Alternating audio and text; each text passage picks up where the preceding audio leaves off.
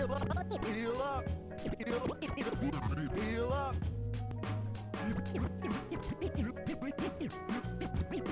Healing boost.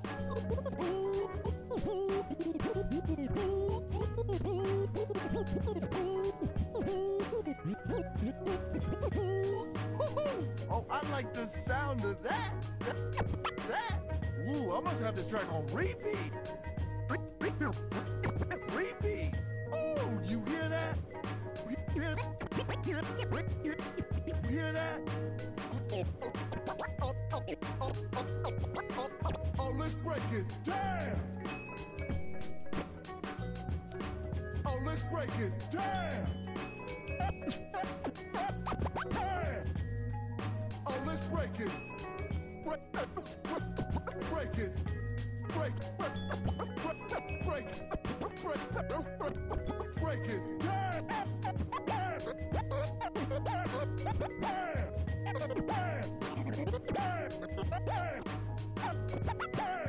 Let's drop the beat. Beat.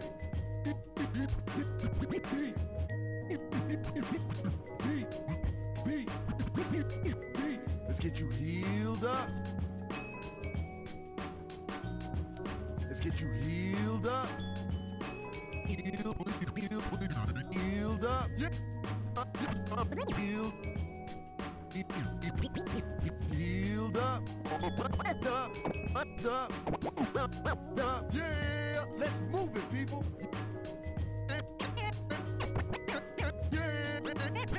Yeah, let's move it, people. Yeah, let's pick it up. M0XIE coming at you. Coming at you. Yeah, time to heal up. Oh, turn it up. Turn it up. Turn it up. Turn it up in my headphones. My headphones. Turn it up in my headphones. Audio medic. Audio medic. Audio medic. Move to the beat.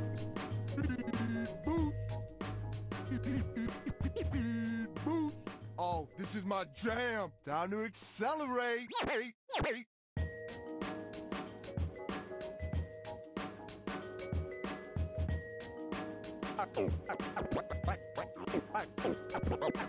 Alright, it's 5, 4, 3, 2, 1. F it up. Oh, I'm in the groove. Back in the mix. Check yourself. Oh, feel that healing beat. All right, heal up. Heal up. Heal up.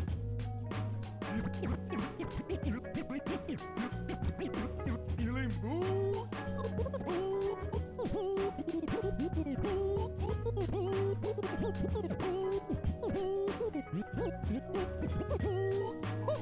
Oh, I like the sound of that. Ooh, I must have this track on repeat. Repeat. Oh, you hear that? You hear that? Oh, let's break it down. Oh, let's break it down. Oh, let's break it. Break it. Break it down.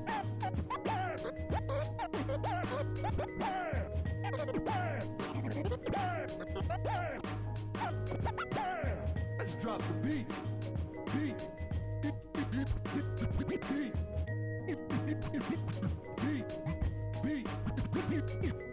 Let's get you healed up.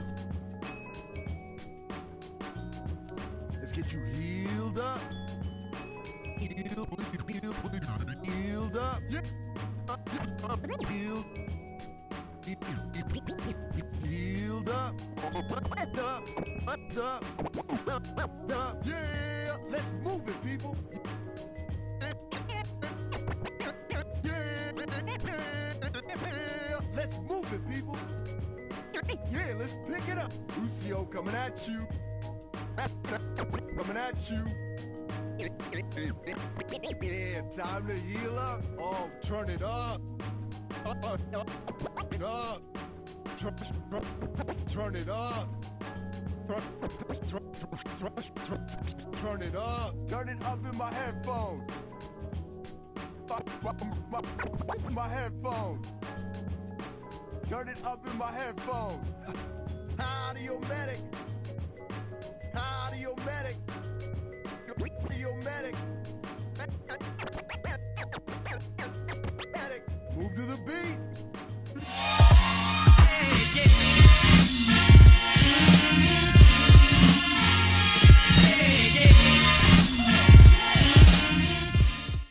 All right, ladies and gentlemen, boys and girls, children of all ages, welcome to another episode of Off the Wall, powered by CGL Console Gaming League. It's your boy, Dazzle167, your one and only host, whether you like it or not. I am here once again, and I am with the lovely and talented M0XIE. Say hello to the people, M0XIE. Hello, everybody. All right, well, we got a good show for you guys today. We got M0XIE here, and we're going to talk about a bunch of different things. We're gonna switch it up today because when I started asking M0XIE about some of the things that we were going to talk about, usually some of the first questions that we talk about is like, you know, what's some of the first experience you had with gaming and stuff like that. But she has a unique background that I don't think a lot of gamers have. So we're going to go through that real quick before we go into what her first video games were, because I think that's a very unique perspective. So, M0XIE, before we go into all of the Overwatch stuff, right, you have a unique perspective, to say the least, right? So, you went for probably most of your childhood without the internet. Am I correct? Yeah, I grew up in a very small, rural farming community in West Texas. So my only neighbor for about 25 miles was my grandma. Wow. So, yeah. My class, I only had about 17 kids in my class when I graduated high school, and I went to the same school from kindergarten to 12th grade. And I had all the same kids. So I remember when we first got internet at my house, it was that dial-up internet, and our computer was in the same room as our washer and dryer. Okay. It was the computer room or whatever. And I remember I would get home from school, and I would get on MSN Messenger or something, or AOL or AIM, and I would talk to my friends, and I thought it was so cool. And I remember it was dial-up internet, so when you were starting up the computer, it would make the doo-doo-doo-doo. Yeah. The fax machine, yeah. Yeah. It sounded like an old fax machine. Yeah. But yeah, we didn't really I remember when I was a kid, we had a PlayStation, but we'd never really had internet, so we could never play online with anything. So we played a ton of Red Dead Redemption. Okay. Crash Bandicoot was my fave, my personal OG fave.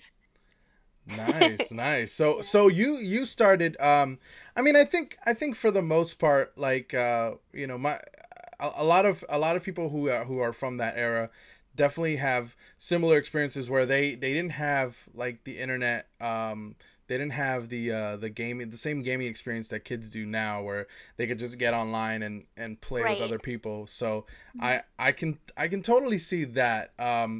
So some of your first games, those were it, right? Where you had a PlayStation and you had some of that. When did you get into Xbox? I actually am very recently into Xbox and everything. I got an Xbox in February, March of 2017, and that's when I started playing FPS shooters and really getting into gaming more seriously. And then I bought my PC in August of last year. And it's just kind of taken off from there. Wow, that's amazing. I mean, it must be leaps and bounds, right? Because I know that when you are young and you're not used to that type of like Mhm. environment, and then you suddenly get it. It's like it almost opens up a whole new world for you. What was your first gaming experience like in the online realm? Um, well, it was pretty interesting. So I knew that I actually bought an Xbox to play Overwatch because I thought it was such a cool Ooh. looking game. Yeah, I actually bought an Xbox to play Overwatch. And my best friend in college, because I was in university at the time, she had an Xbox and she played. And I was like, you know what? We're gonna play this game. And I'm a person that does like a lot of research before I get things. I'm like obsessive about research. So I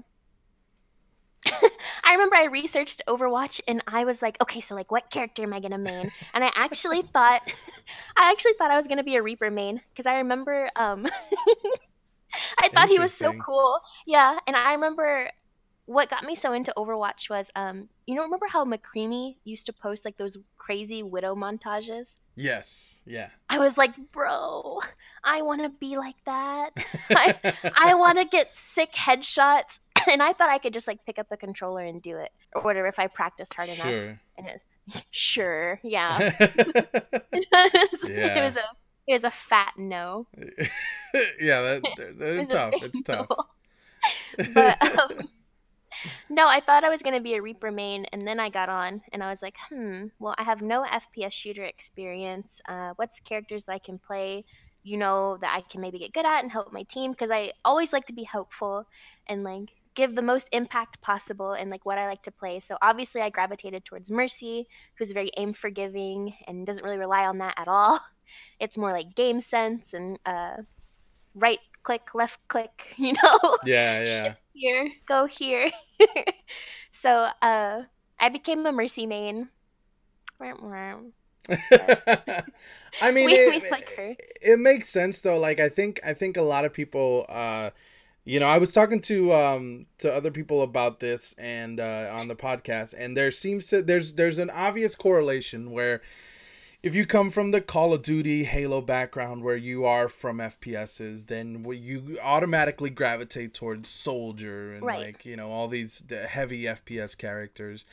And when you and but for a lot of other players, if you come from like let's say a MOBA, or something Right. like more strategy sense, maybe tank and support are some of your better strategy because you get to see a bigger picture, you get to strategize a little bit more, you get to do a lot more like internal gaming whereas with the DPS slots, it's more like I'm just gonna shoot you and I'm just gonna make sure that you don't shoot back at me. Like it's Right. so yeah, I it makes sense. Yeah, I definitely would rather have a bad DPS player over a bad tank player, in my opinion, on my teams. But Yeah, yeah. it's very it's so interesting because I come from a very like casual. I always was a big fan of Nintendo games. I had a DS. I remember I won a contest at school when I was like in like the fifth grade, and our closest Walmart was like 60 minutes away, like three towns over. Wow. And I remember I won like $200, and I remember I took my money and I went and bought a DS, and I got Pokemon Ranger, and I was like so ecstatic. And so I was really into like Pokemon and like really like strategy based games. Yeah. And then like of course Animal Crossing. Of course, that's of not course. that's not strategy based, but it's just fun. Well, you know what's funny though? It's what I actually learned this recently because me and my daughter we were talking about like females and gaming and stuff like that, Hmm. and I watched an episode of a show called Adam Ruins Everything, Hmm. and he's just kind of explains things that people might not know. And one of the things he was saying is that females do make up a larger percentage of video game players than people would think. Like Right. they make up at least 40 to 45% of the gaming population, which Right. is a lot more than people would think. And games like Animal Crossing were actually developed by an all female staff. I would believe it. So, It's like yeah, that's huge. um I put a lot of hours into Animal Crossing when I was in university because Animal Crossing was a game developed to make people feel less lonely. So Hmm. it's a very like de-stressing game. So when I was pulling like 48-hour paint calls, double majoring, working a full-time job, Yeah. doing like 50 lab hours in the theater every week, I would literally obsessively play Animal Crossing when I wasn't passed out asleep in the theater or trying to eat something in between, paint calls or rehearsals or anything. And so I literally put about 700 hours into an Animal Crossing town when I was in college, and it actually really helped me, and it has a very special place in my heart because of it. I know that seems very like weird to some people, but it was a very like it was something that I could do where I could just like not think about everything I have to do and just kind of like do my little Animal Crossing tasks and pull my weeds and water my flowers and talk to my villagers. And Yeah. it was a very nice like 30-minute break from everything else I had to do. Well, And I think it's funny because my daughter and my wife love Animal Crossing, and uh they play it a lot, and they I think there's some of the things that you do in Animal Crossing that develop certain skills that other games don't, that are right. really important, like developing, like being able to multitask and have like kind of like checklist items where and a lot of role playing games do that as well, and Right. I think a lot of people who play those positions like tank and support are come from those types of backgrounds. It's definitely a more I feel like tank and support players are definitely more methodical Yeah, in the way that they play. Not to say that DPS players are like, all aim no brain or anything like sure. that. But like definitely there's examples in both where I think, some DPS players are very intelligent and have really great game sense. And then you have some tank players that just like hold shield and they don't really do anything else, Or the and they just opposite. kind of exist. Yeah, or they don't hold shield and they pin off cooldown, or Yeah, maybe they pin off of first point horizon into the whole enemy team because you think that shift is fire strike, which is not good. exactly. not I have plenty not of good. friends. I have some friends, Dizzy Whitelaw, that constantly will swing their hammer, and they have no idea what their shield looks like. So Right. I know exactly what you mean. So yeah, I mean, obviously there's that sort of perspective about it. Is that like for me, I came from type of the both type of realms where I love Hmm. strategy games. I love like thinking games, but I really also liked FPSs. I was never like insanely good at FPSs, but I was Uh-huh. decent enough to get by, and then I Hmm. was pretty decent at strategy games. So when it came time to pick a character in Overwatch, I mean, I think I picked Lucio because I just like the character's I like the way he looks. I like what he's about. I like the story behind. Before I even knew what he did, I just liked the way he Hmm. looked and what he was about, and the fact that he was a DJ and I DJ'd, like all of those things. Yeah. And but also because like his kit has an FPS to him, but that's not where his benefit comes from. His benefit is Right. from being able to like manage a team by with engagement and disengagements and stuff like that. And it's very complex in that sense, and I really like that. So I can totally Yeah. see how those games get that way. Is there what other games besides like Animal Crossing? Because I know you mentioned some other games before, like you were mentioning like Crash Bandicoot and stuff like that, some old school games. What other games were you like into?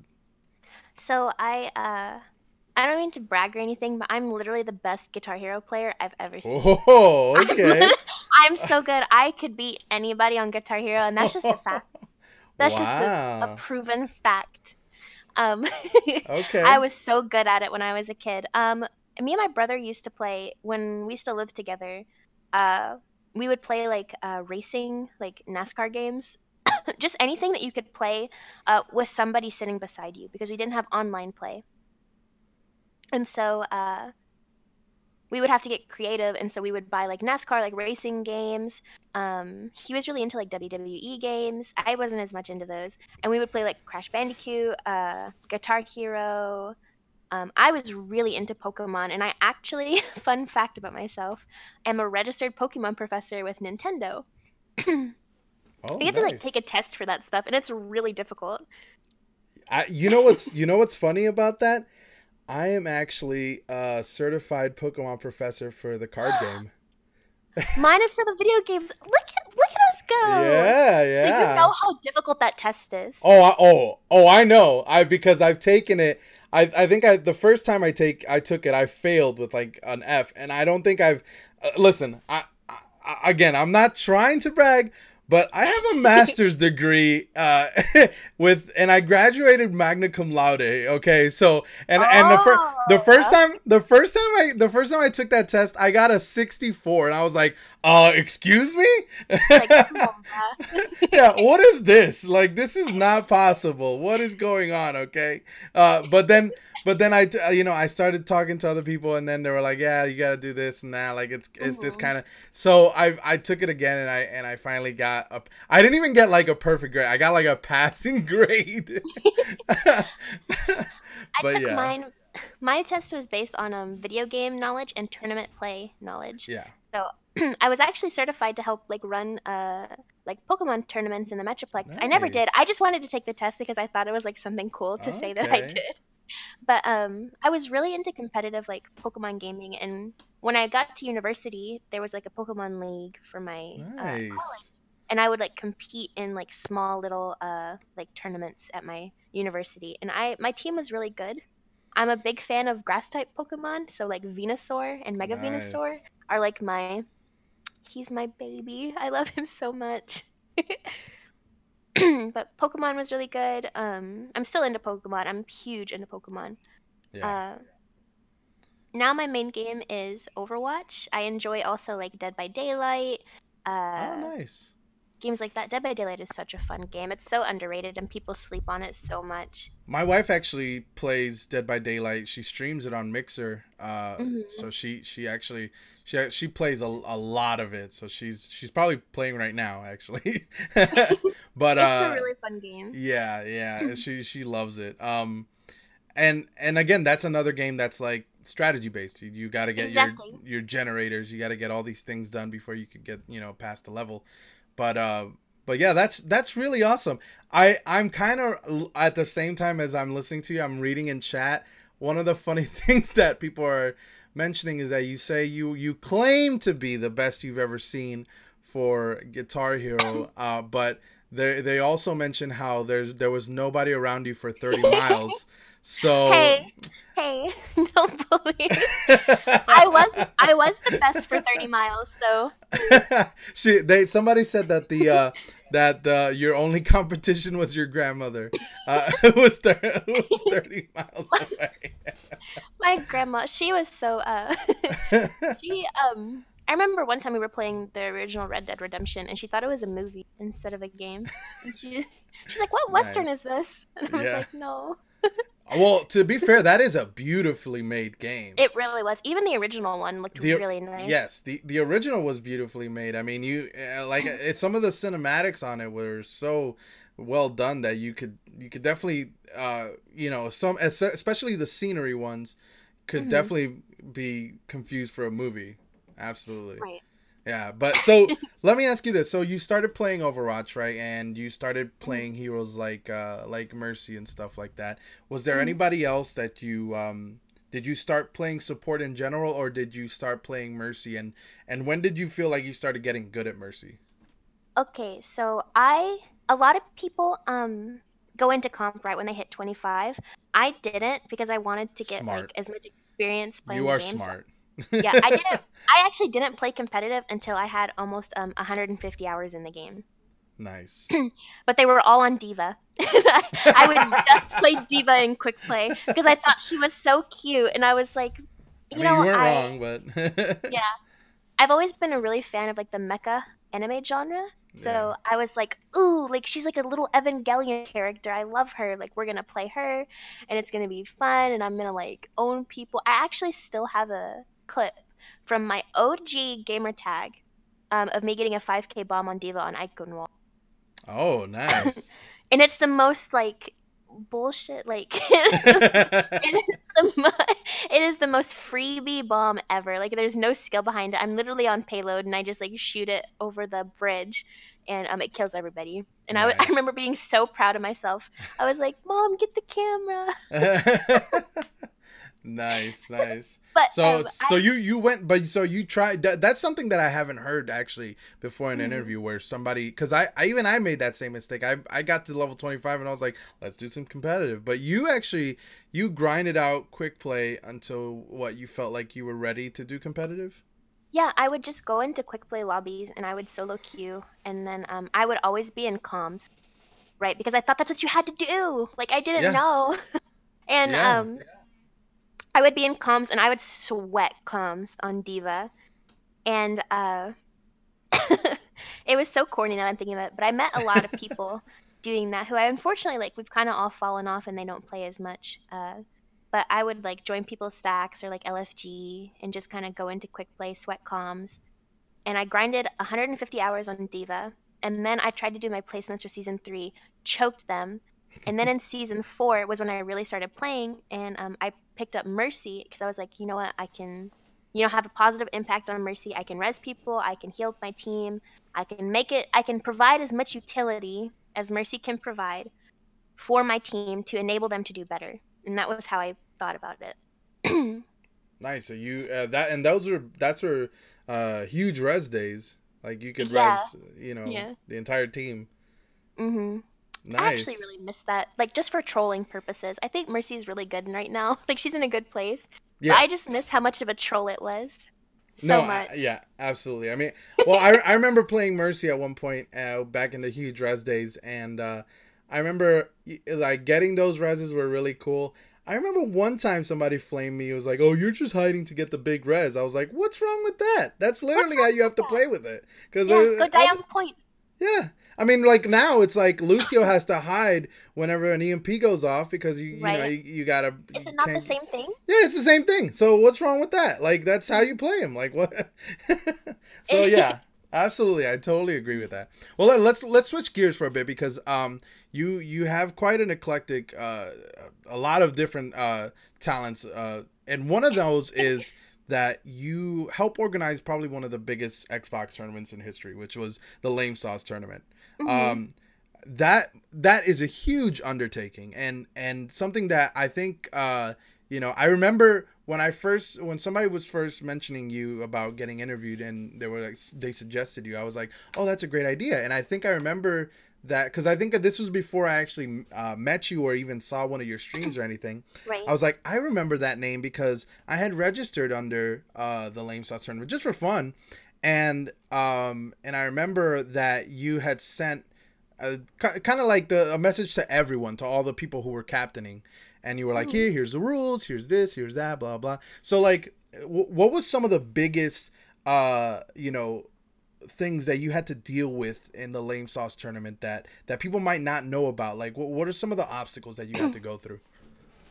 We had a lot of people like the day. So it's a team tournament, right? It's not a solo queue entered tournament. It's not a draft tourney. Yes. So we would have a lot of people like the day of, like, I'm an EU tank main. Can I play today? Like, Wow, like, that's come on, funny. bro. Like, it was just stuff like that that was really comical to me. But I was kind of in charge of like the MNK, like police, or like the hand camming, which was Not stressful. the team itself, the Yeah. MNK police, but No, like not the MNK police, the team. I was the MNK sheriff, we'll okay, say. oh, yeah, gotcha. But I was in charge of making sure that people hand cam for the tournament just to keep everybody honest and on the same playing field, which I took very Sure. seriously. And because it's about building trust, like within your player base, right? Absolutely.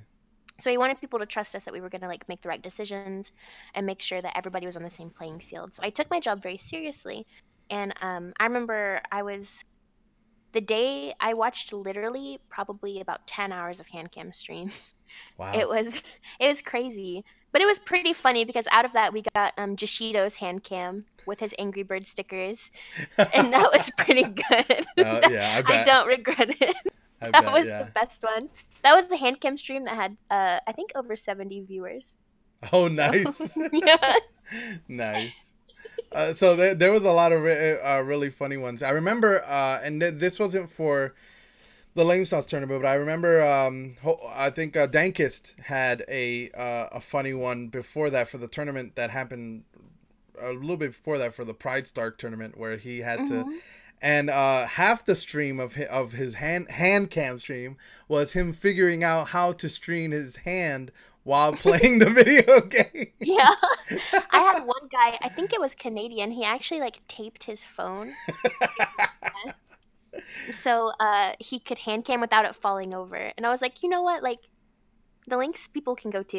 If you can tape your phone to your desk, anyone can hand Absolutely. cam. There's no excuse. Absolutely, absolutely. I mean, where there's a will, there's a way. So, Exactly. nice, nice. Well, okay, so let's talk about let's move on to something a little different because that we know that you've done some of that, and you're also are you also part of the organization for the draft tournament? I know that you have Yes. some stuff to do with the prize pool, but you also how is that? Because obviously that's like you said for the Lame Sauce tournament, that's a team tournament. This is an individual tournament. How is Yes. that a different in organization wise? What is your role within that? I am not taking as much of a hands-on role as I did in the Lame Sauce tournament because I'm so busy with my commissions and working. But I Yeah, am on the council, the draft tourney council. We have like a little like Twitter group gotcha, chat gotcha. and a Discord. But I know I'll be helping set up lobbies and run lobbies. I'm not in charge of hand cams this tournament, Okay. and I will also be providing a winning like little prize for the emotes that I'll be doing for everybody. So Okay. Now, speaking of that prize, because I know that's a question that I had at some point, but we could talk about it now since we're talking about the tournament. You said you'd be providing a small prize of emotes. How does that work? Because obviously this is a team effort. So what is it? How does that work for prizing wise? I'm not too for sure which one I would like to do yet. Uh, I I contemplated doing every person on the team, uh, like an individualized, because all my emotes are custom drawn, right? Yeah. So doing an individualized emote for their channel, so it's actually something that they could use. Or I also might do just like a really shiny, like draft tournament first winner like emote or something that they can use. And I also considered doing like Twitter banners or something like with the team roster and everything like that. Just Hmm. something that people can use to like show that they like won and everything. Oh, okay, okay. So Yeah. so it's still in the works, right? Like it's not Yes. definitive. Okay, well that's still really cool because I think it's something basically artwork done by you is a vague description of what it could be as a prize, right? Mhm. Okay, well that makes sense. So okay, so speaking of your art, right? When I first when somebody was talking to me about it, because I like to vet people. I like to look at their stuff. I like to check them out before I actually get them on the interview and stuff like that. And Right. I went onto your stream early on, and I think I was able to catch you live one day when you were doing some of your art stream, and it's a really amazing process because I'm not a I mean my art consists of graffiti. That's that's pretty much it. Right. So I'm not really good with characters or anything like that. So Mhm. I'm not very good with that. But I thought it was really amazing to watch you make these Aw. kind of on the fly, really, like just hand draw. Like I know some of them weren't even things that you were doing for commission. Some of them were just things that you were like, oh, I think this would be cute to just do in the moment. And you just started drawing, and then something came out, and then I don't know, I didn't even know if you saved it. You just like, yeah, okay, I'll just start from there. And it would be really cool things that you just thought up on the moment. And so how do your art streams usually go? Because I feel like there's a cool process that is uh not really shown a lot, and it's something that this community probably would really like to see. So a lot of the times when I'm streaming artwork, I'm streaming my commissions. And so I'll have a client and I'll have a commission sheet if you go on my website. I have a form that you can fill out, and it says you can send me like reference pictures of what you want, descriptions, And so a lot of my clients usually have very detailed like what they want. They're like, I want Soldier 76 looking stupid. And and that's pretty much like what they'll tell me. So I will, do like a little sketch. I'll sketch it first and then I'll line it and then I'll color it. And then we put it over into Photoshop and I'll tweak the color balance and everything, make sure everything looks clean. But I have a lot of fun just like, it's a lot of fun coming up with like the expressions because I work in such a small scale with Twitch emotes because Twitch emotes maximum are 112 by 112 pixels, Yeah. which is not large at all by any sense of the word. I've gotten to where I started drawing them in 224 by 224 and sizing them down just so I can have a little bit more space to work with. But my parameters are not very large, so I have to really make sure that I nail the detail without being overly detailed in my emotes. Sure. Probably one of my best emotes I've ever drawn that I'm extremely proud of because it's like become his brand almost is Blood Dust's Dab. Gotcha. Actually, I Which think was we could look at it really quick here. oh, Yeah. you have it pulled. Yeah. I Okay. don't So think his I dab it is on there, but it's in should your chat. it should be right here. Actually, I think right. Isn't it Mm, this? Let me see if I can it's not zoom. that one. It's here. I have the file actually. Okay. Because I know you also have. You said you have the wall of emotes, which shows Mhm. a lot of yours, right? Mhm. There's Blood Dust Dab. I sent it to you. Okay. That's one I'm very proud of. Oh, gotcha, gotcha. Mhm. Let's see if we can open this one. Okay. Yeah, there we go. Perfect. Okay. Yeah, yeah, I see it. It's just a very iconic emote, and it's kind of the one that we were on a Discord call, and I was just like, hey, like let me draw you an emote. And it's like you're my friend, and like I want you to have Sure. emotes. And I drew this in like 30 minutes, and the rest is history, as they say. That's awesome. That's really great, Mhm. actually. So there's a Yeah. lot of I mean, I think just looking over your emotes, I mean, there's obviously a particular style of animation there. Is there an inspiration to it that you drew from that allowed you to get to that point? Um, I take a lot of inspiration from like Japanese cartoon style, so like anime manga. I really like cute things. I like Gotcha. really bold colors. So definitely in like with Toki's that you can see right there. Hers is probably one of my favorite ones I've ever done. Okay. Uh, I like bold colors. I like things that look cute. And I'm starting to get kind of like more into a different style right now where things are a lot shinier, Ah, which is really okay. nice. Yeah. So we like things that are shiny and cute and bold and a pop of color that's going to show up in your Twitch streams. So Nice, nice. And I see that like you're working with a lot of people who are, sometimes are above 1K viewers, which is I mean huge. People like, mhm. just off the top of my head from what I'm seeing is like Red Shell is somebody who uh Yeah. comes to mind. I mean, Red Shell. I'm a Lucio main, so I know Red Shell. Uh, so that's really impressive. So what does it take for somebody in your situation who makes this type of stuff? Do you contact people, or do they see you? How do you get exposed so that people can see your artwork, and or do you do it by reference? How does it work?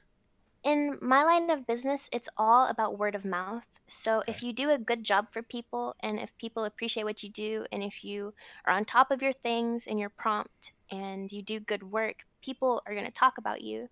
And I actually owe a lot to Blood Dust for literally plugging me to every I literally have a monopoly on the console like emote scene because he's plugged me so hard because he enjoys my Absolutely. work and he really I guess he wanted me to like be successful, so I owe him a lot.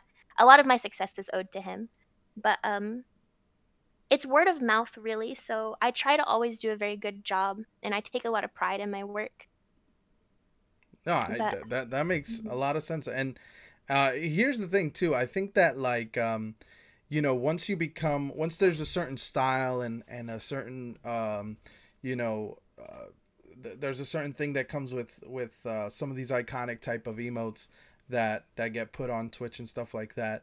Then it becomes like a thing where you're no longer an artist that makes an emote, but like people can be like, oh, I want an emote by M0XIE. Like that's it becomes like oh, Yeah. that's a Mhm. cool thing. Like it's not just the emote that makes it cool. It's the fact that the emote came from a particular person. Yeah, I'm starting to like kind of like notice that with like some people that have been contacting me like I want Moxie emotes, and it's really crazy and like very humbling to me, and I'm very thankful for the opportunities that I've been given in order to like pretty much share like my hobby and something that makes me happy with everybody else and make everybody else happy too. That's awesome. That's really cool to hear. Let's talk about a different thing. I think this is probably one of the topics that I enjoy talking about the most because I feel like it's not talked about enough, and Mhm. especially even on the show. A few weeks back, I talked to Loud Much, and he expressed to me, he's like, you haven't had a lot of females on your show, I was like, yeah, I know. It's a little difficult to try to get females on the show. A lot of them are shy. A lot of them are, Right. they don't, they feel like they already get shame for just being a female who plays video games. Right. So it might be difficult for them to come on and talk about their perspective or anything like that. So I want to ask you about your perspective in gaming in general because you have a unique upbringing, which for just from geographically, there wasn't a lot of people around you, right? So Mhm. there wasn't a lot of people that probably could say, oh, you can't do this or whatever. So when you played video games, when you started playing video games and doing all that stuff, was it normal? Was it the type of thing that you people around you did as well? Like were your friends doing it? How did that work when you were growing up with gaming? Um, Growing up, like we were um we were very hard workers. My family ran a farm and ranch operation. My dad was working in the oil fields when I was very little. So it was a leisure activity. It was something that we could do to like unwind at the end of the day. Like Sure. we would have chores all day, and I would get off the bus from school and immediately like have chores to do. And we would do homework, we would eat dinner, and we would play video games till we went to bed. And it was Okay. something that I used as an escape, mainly, especially like when I was in university playing Animal Crossing, like I mentioned. It was something that I could do to make myself feel better and put myself into a better mindset and like a more relaxed space where I didn't have to worry about, am I going to make this painting deadline? Are my portraits going to be done? Is my homework finished? I have work tomorrow. Am I going to get enough sleep? I could just enjoy what I was doing at the time, which is so important for people that have hectic schedules. And I think what a lot of people, especially in the Overwatch community, and from what I've seen on Twitter, a lot of people don't understand that what people use video games for is to get a break Yeah. from real life and real life problems. And I wish more people thought that way because I think it would make everybody just more kind by default if they thought that way. And I think what a lot of people should take from that way of thinking is to just approach everybody like not knowing what their story is or where they come from or why they're playing and just enjoy playing the video game. I know that that's a lot easier said than done, but I have more fun playing when I don't worry so much about the outcome and I just enjoy what I'm doing at the time. Right. And one of the things that I think is so valuable about that mindset is that you I think you generally do better regardless of of how you play the game.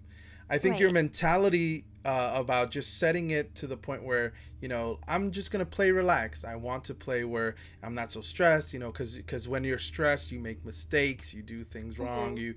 you're too hard on yourself. And I think early on, like, I know myself included, like I had moments where when I was playing video games, especially Overwatch, like, and did it in a competitive sense, I'd be like, okay, I need to get this done, and then when I would stress myself out about it and I wouldn't get it done, I'd be hard on myself. But then Yeah. once I started relaxing, I'm like, I got this. It was so much easier for me to use my abilities more as a muscle memory than a reaction. So Mhm. so I think people need to realize that as well, is that, not everybody goes in with the mentality of, I need to be in this game and do the best and gain a SAR, and if that doesn't happen, then, I'm gonna get mad about it, because I Right. think that's the mentality a lot of people have.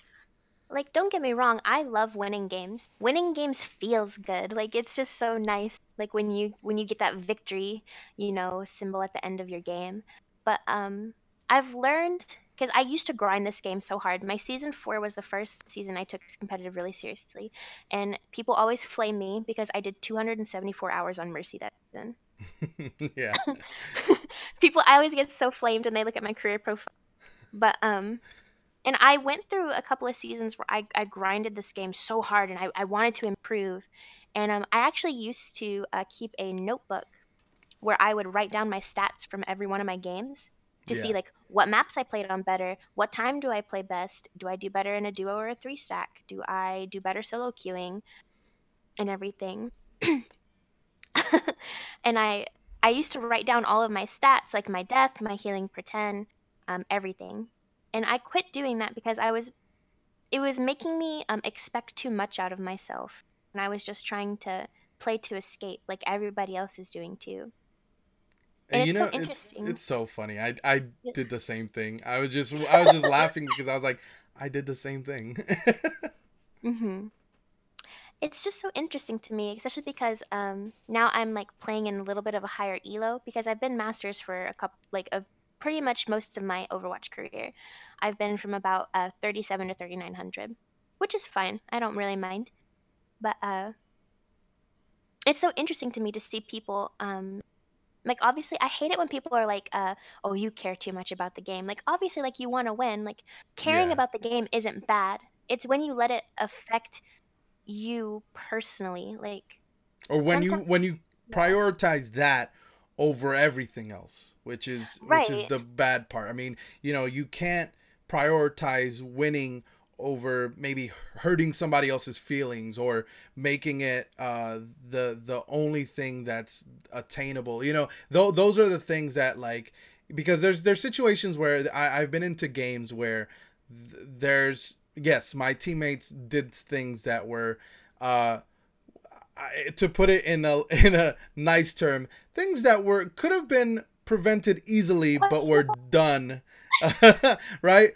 So, there were stupid things, the stupid mistakes that people make, right? And Mhm. as a player, who knows that stupid mistake could have easily been rectified, Mhm. the first thing that comes out of your mouth a lot of times is like, why did you do that? You could have done this.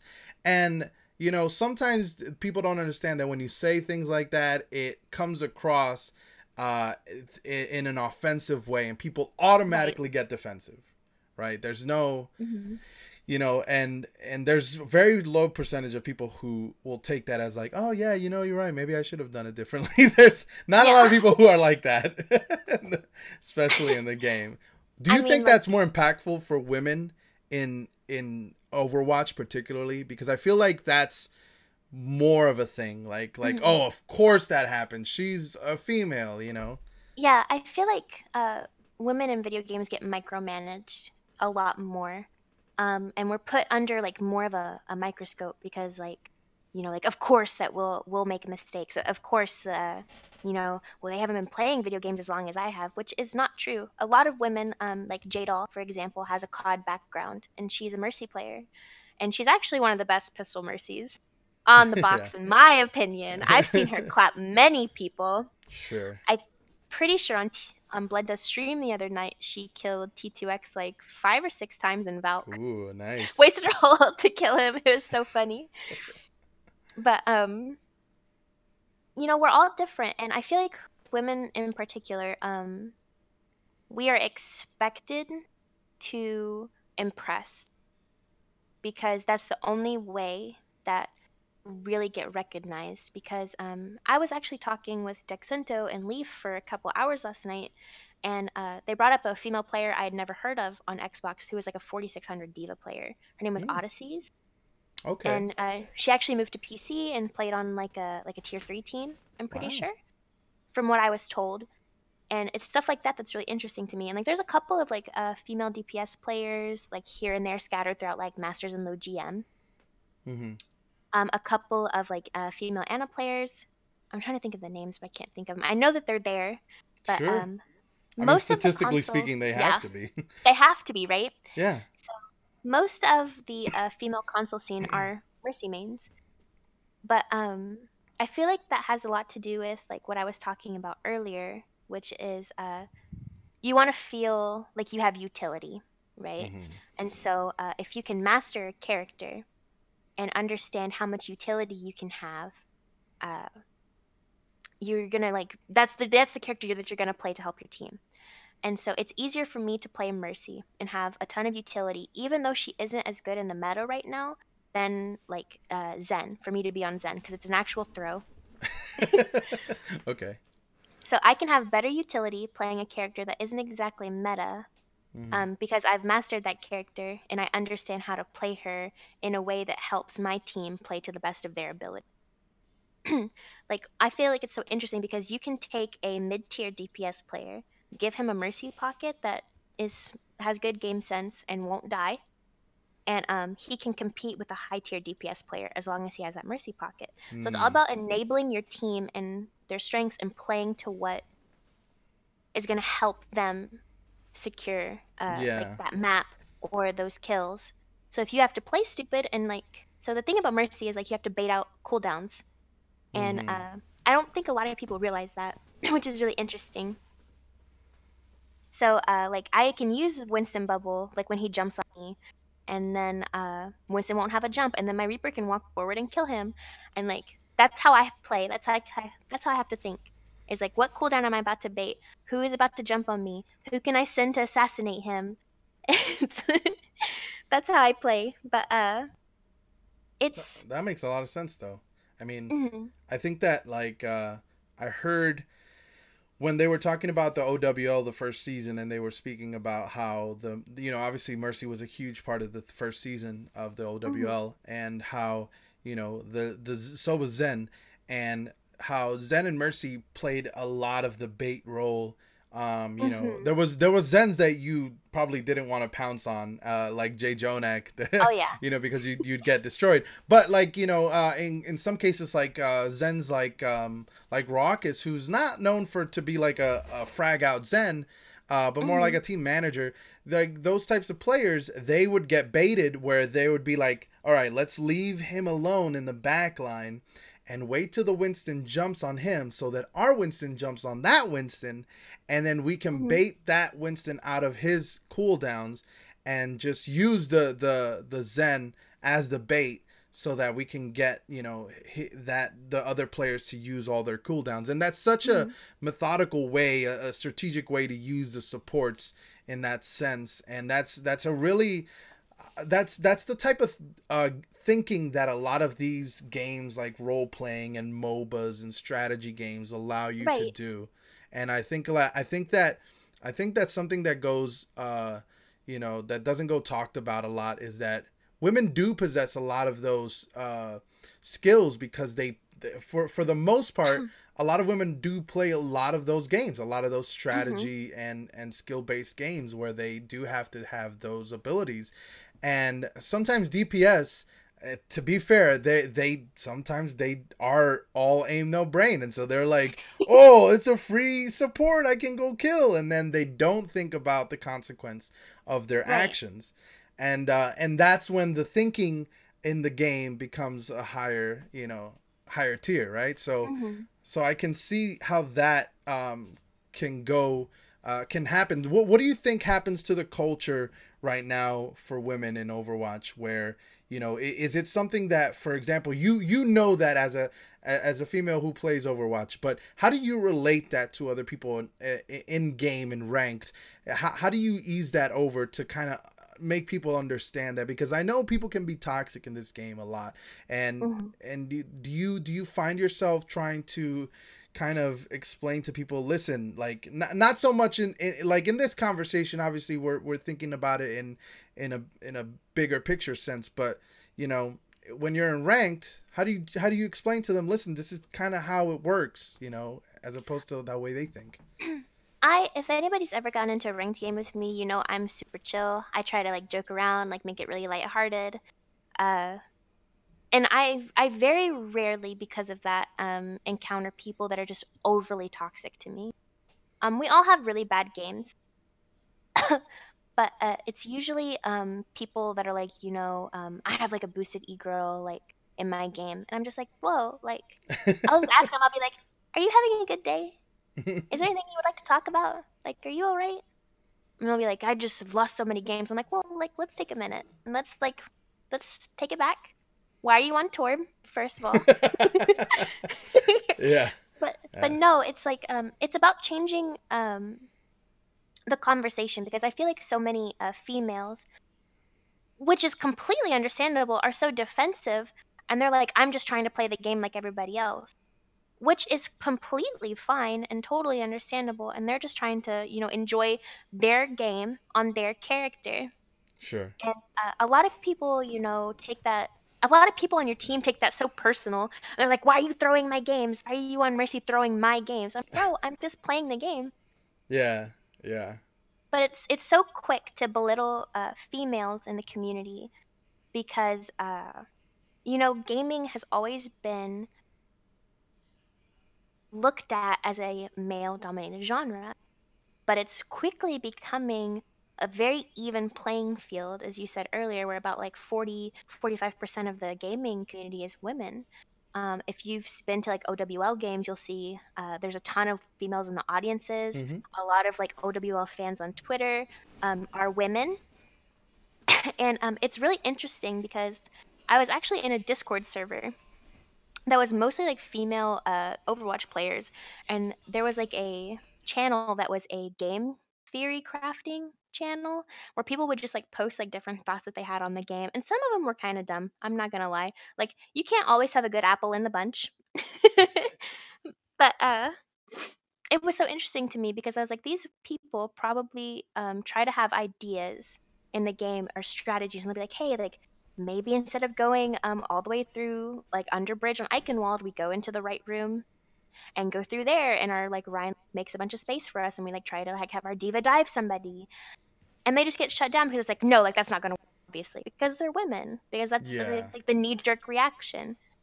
And I think if a lot of people just like, calm down, like set your ego aside for a second and just listen, and if something is incorrect, try to be like, okay, well, we can try it, and then be like, well, that didn't work. Let's see why it didn't work, and we'll go again. Like, you go Yeah. again. Exactly. And it's just, I feel like women, that and like women on like women as a, oh, I get so tongue twisted sometimes. Females to each other aren't exactly the nicest. I try to be, because there's a lot of competition, right? Sure. Between females in the gaming community, to be seen as like the, oh, I'm not like other like girls or anything, which I think is so childish and it's so immature. Yeah. Because if we start by building each other up and having respect for each other, people are going to see that, and they're going to have to start having respect for us as well. I Absolutely. think I think that's what really needs to happen, especially with like the console Overwatch community, is if we as women start respecting each other and holding each other to a higher standard of how we deal with our public Twitter Yeah. pages and everything Yes. else, um, it's gonna rub off on the community, and we're gonna be seen in a lot better light. You know what's funny about that is I think that like I think you're absolutely right. I think that uh my daughter has often told me that she lacks a lot of female friends because of that same reason. Right. Because females tend not to be nice to her in the community, for whatever reason. I personally Hmm. don't really understand it. So I don't get it. But like, because guys are just like, like, you're nice to me, I'm nice to you, dude. All right, let's play. Like Right. it's a real just, it's a very very face value thing, as opposed to, sometimes I hear situations that my daughter goes through and I'm like, things could have been just avoided if you guys just talked about what you guys Exactly. like you, it's like, well, this person thought I was doing this and when I was, like, just say what what you want to do. And like, like, people often have that miscommunication just based on, what they think is going to be happening as opposed to things that are happening. So yeah, that I think is obviously one of the first things. And then also I think that, and you could tell me your thoughts about this as well, because I feel like the esports culture, the esports aspect about a lot of these games, and Hmm. not just Overwatch, obviously, because Overwatch is just one of the many, right? But all of these Hmm. very ultra competitive, not necessarily FPS, but ultra competitive type of games where they're male dominated. A lot of them are very, very young. I mean, we're talking about people Hmm. who are mechanically skilled at the age of 14, and do you think that that also has an impact on how these kids view the opposite gender? I do. I think that it's about, because with women, like, we're always seen into be competition with each other, because you have to be prettier than her in order to get this, and you have to be you have to be bubbly, and you can't be sad all the time, and you have to be always laughing, and you have to be always emotionally available. But we oftentimes put men, or just male people like these DPS players, on pedestals, just for their mechanical skill alone. And we don't really like, when Defram memes out on tour. Like, I love Defran. I'm a huge Defran fan. I really want to buy one of his jerseys. He's retiring. Yeah, But we oftentimes like, oh, he's just like joking around or something. Like, we sure. put a lot of these men on pedestals, without really like seeing like the bigger picture and being like, well, why do we idolize them so much? And Yeah. is it because we were taught to, or is it because, like, that they're really good at the game? With Defran, like, he might not be the best example because he is really good at the game, and I enjoy watching his streams, and he's just really funny and a very personable person. I'm trying to like Shadowburn, for example. He has a huge Twitter following of e-girls. And I Hmm. don't know, I kind of don't see it, like, to be honest. Like, not to be rude, but I don't really Sure. see it. And I think it's sincerely just because he's so good at Genji. But I don't know. It's very. I wish that, and then you have situations like the whole Ellie situation Yes. that Yeah. happened, that really it's like we take two steps forward and then one step back for women in like the professional, like, Overwatch scene. Um and then you have players like Geguri, who is an amazing player, has a huge fan. I love her. She's my wife. I wish that she would just marry me. I wish that she would just like pick me up and carry me away. But I admire her so much because she was the first woman to like really make a name for. Geguri is Bay. She is number one in my heart. Absolutely. I no, and I agree, and I think people like her are so impactful, and even the whole Ellie situation. I feel like that in itself was so impactful because I think that it allowed people to finally get excited about somebody who Yeah. was so like, oh, there is a female out there who is dominating as a DPS, who's so good and is finally gonna get their spotlight. And I mean, obviously, it was just a huge debate and everything, Yeah. but the idea was implanted in a lot of people's minds, and you saw the response. And I think that alone should inspire so many people to do to a lot, especially women. They should inspire so many Hmm. women to go for it, because I think that the best part about playing in video games, you know, as a woman, for all the bad that there is, the best part is defeating the odds, right? I mean, it Exactly. is It's about that. surprising people. Yeah. Like I always feel really good when people on my team are like, Moxie, you're actually like really crazy. Like you're really good. I never died. Like it really feels good to like exceed people's expectations of me in anything I do. I love like surpassing what people think that I'm capable of doing. And with the whole LA situation, it really opened up the conversation, and it was very interesting to see all the feedback before we even knew it was a debate of people being like, "That can't be a girl. Like, there's no way that's a girl," and people being like, "That's a girl. Like, that's awesome. Like, Yeah. proud of her." When we all thought it was a girl, and I feel like it opened the door, just like cracked it a little bit to maybe some other female DPS players. Like I know Barcode, another one is Diapest, who is Okay. a Pharah player. I'm pretty sure she's on a 4.2K not a contenders team, but maybe a tier 3 team. I'm not too for sure. She streams as well, and I catch her streams a lot of the time. And I've seen her on Jane's, Sure. like VOD reviews that he does on YouTube. Yeah. And yeah, Faria, so I think, is another one too. yeah, Who Fariha. Mhm. she's an amazing DPS player, and she's And high then you up have there. Fran. Yeah. You have Fran, who's an Anna and Zen main. It's about having these women that open up the conversation to, are women capable of doing other things than just playing Mercy? And the answer is Yeah. yes. Absolutely. Absolutely. Now, Um, there's nothing wrong with just playing Mercy, but you know, you have to take it for what it is. yeah. And I think that a lot of you know, I think that some of it had to do with the fact that Mercy appealed to a lot of women because I mean, she's a cute character. Hmm. Her kit allows you to. Okay, so this is the way I feel about Mercy, because I personally am a terrible Mercy player.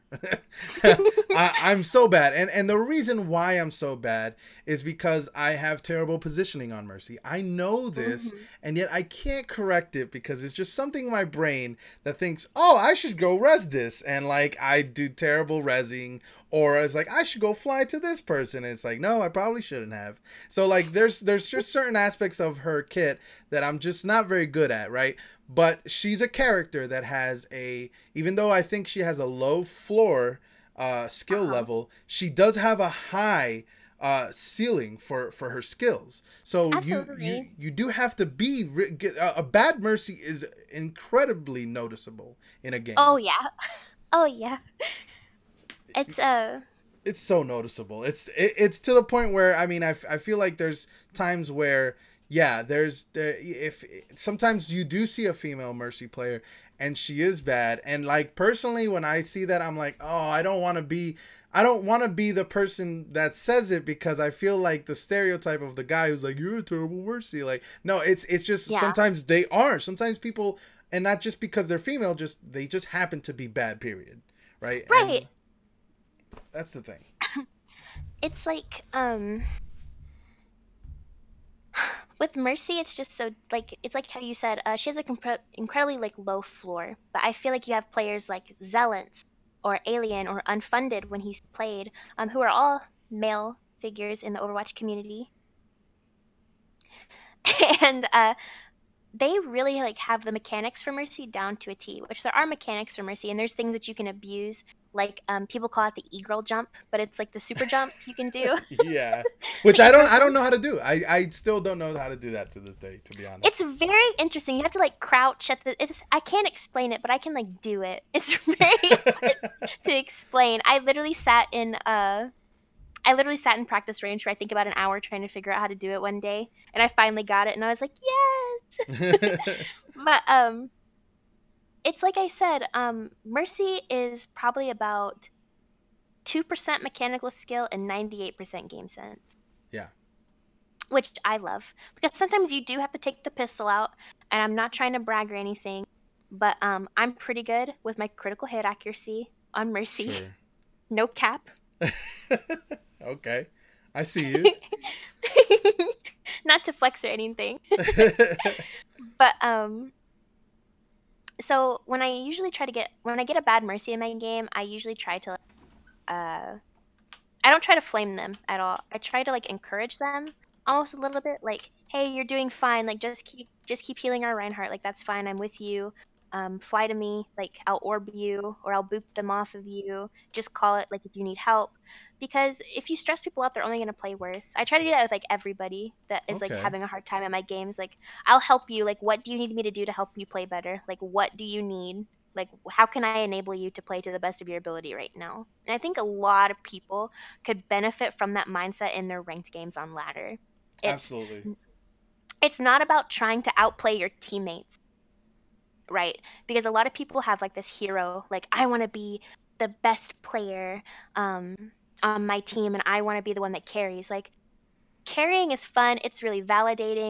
Like, it's nice having your whole team being like, "Yo, like, you carried, like, you're so good, thank you so Mm-hmm. much." But it's not about outplaying your teammates because they're teammates. You're playing as a team. There's six people that you Absolutely. have to coordinate with and play together with in order to win the game, which is a lot easier said than done, especially in the current state of Overwatch where we don't really have as big of a player base anymore. You know, it's season 15. Um, but it's all about enabling people to play to the best of their ability, which is like, I keep saying that, like, how do you play? That's how I play Mercy, is like, it's all about utility to me. That's why I'm so like, my death stat is probably my one stat I look at more than anything. Last season I had 3 deaths per 10 on Mercy, and I was still like, that could have been lower. That could have been lower. Like, the more I'm alive, the more Yeah. I'm helping my team, the more utility I'm Absolutely. providing. Absolutely. So it's like, when I get a bad Mercy on my team, I just try to help. And would I have preferred me on Mercy? Probably.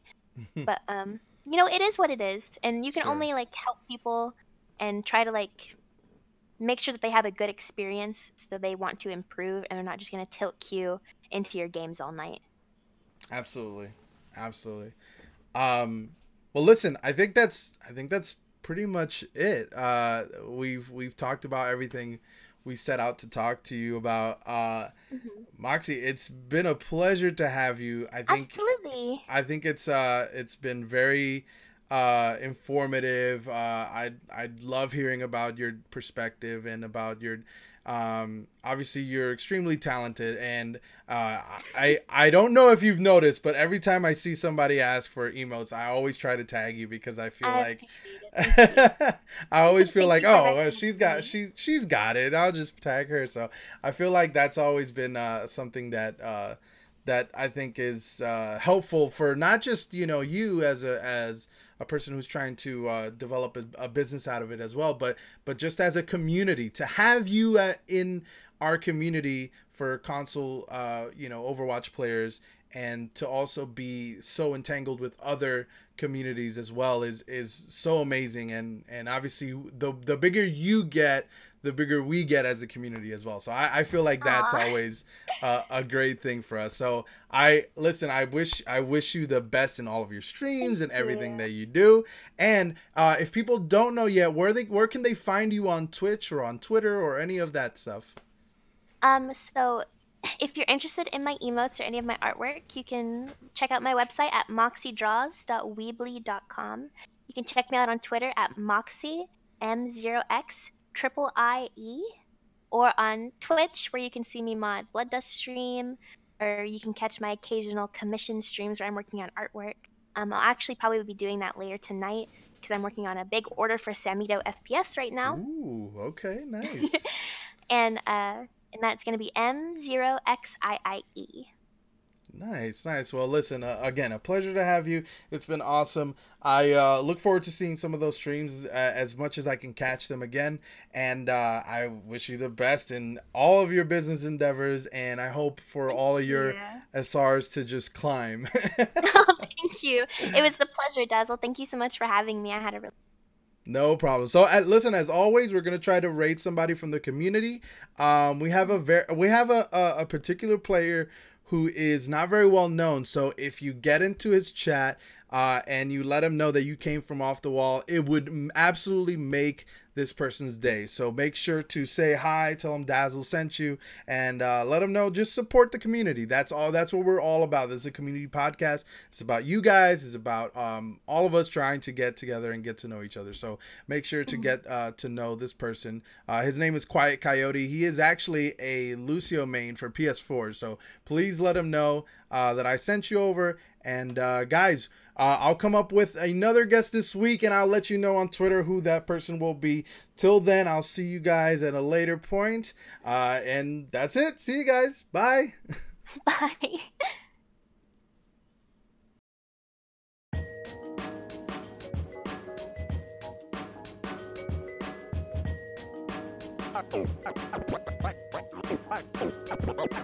All right, it's 5, 4, 3, 2, 1. F it up. Oh, I'm in the groove. Back in the mix. Check yourself. Oh, feel that healing beat. All right, heal up. Heal up. Heal up. Heal up.